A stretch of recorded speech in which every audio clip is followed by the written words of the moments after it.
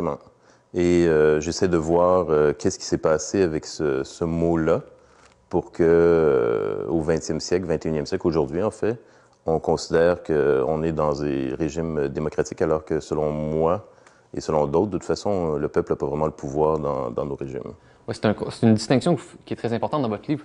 Vous distinguez les élections de la démocratie, mais dans le sens de démocratie directe. Dans l'histoire de la philosophie politique, entre autres, en Occident, dès l'Antiquité, mais avec la modernité aussi, avec des gens comme Spinoza, par exemple, ou Rousseau. Rousseau, c'est méconnu. Ils distinguent, et Montesquieu et d'autres, ils distinguent l'élection de la démocratie. Pour eux, l'élection, si on doit voter pour se nommer des maîtres, finalement, des chefs, des dirigeants, c'est qu'on va identifier les meilleurs, logiquement. C'est qu'on considère que nous ne sommes pas tous égaux pour décider et on doit s'en nommer quelques-uns. Et donc, c'est un processus, l'élection est un processus aristocratique.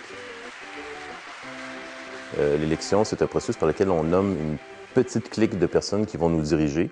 Et ça relève pas de l'esprit de la démocratie, ça relève de l'esprit de l'aristocratie. Évidemment, c'est pas une aristocratie comme on l'entend généralement de père en fils, une aristocratie héréditaire par le sang, mais c'est une aristocratie élective, une aristocratie élue.